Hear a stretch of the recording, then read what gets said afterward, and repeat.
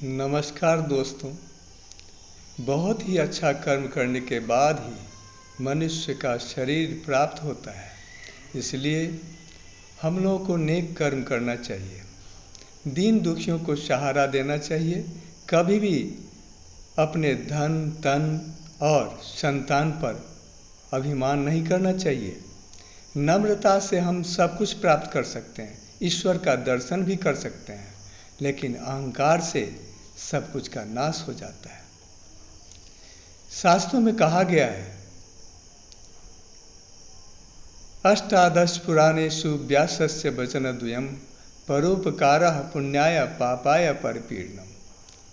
कहने का मतलब 18 पुराण हैं। 18 पुराण में मुख्य 2 वचन माना गया है।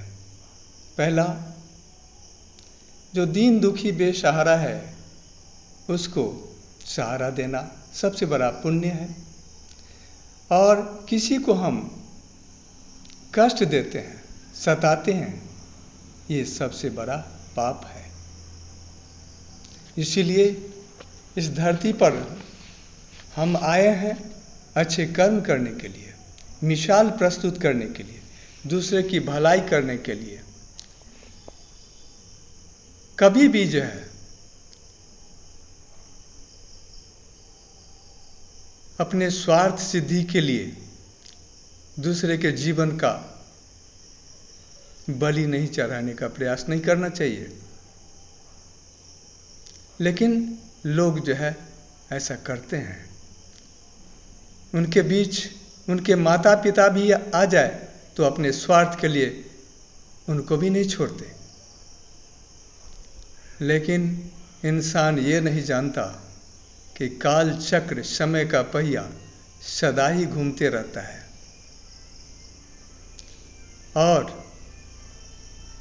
पल भर में ही सब कुछ बदल देता है। मनुष्य ये ना सोचे कि हमारा समय हमेशा एक जैसा ही रहेगा, जैसा हम चाहते हैं, लेकिन ऐसा नहीं होता है। ये तो विधाता के हाथ में है। मनुष्य को सोचना चाहिए जो हम कर्म करते हैं उसका फल तो हमको एक दिन जरूर मिलेगा, और उसका फल जो है देने वाले कौन है? विधाता है।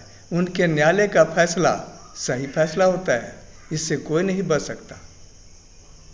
इसलिए हम लोगों को जो है अच्छा कर्म करना चाहिए और एक मिसाल प्रस्तुत करना चाहिए।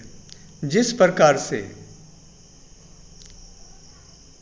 आईएमसी के डॉक्टर अशोक भाटिया और उनके पुत्र सत्यन भाटिया आईएमसी कंपनी की स्थापना करके लाखों करोड़ों लोगों का सहारा दे रहे हैं, जीवन आर्थिक उनके कमज़ोर आर्थिक हालत को अच्छा बना दिए हैं।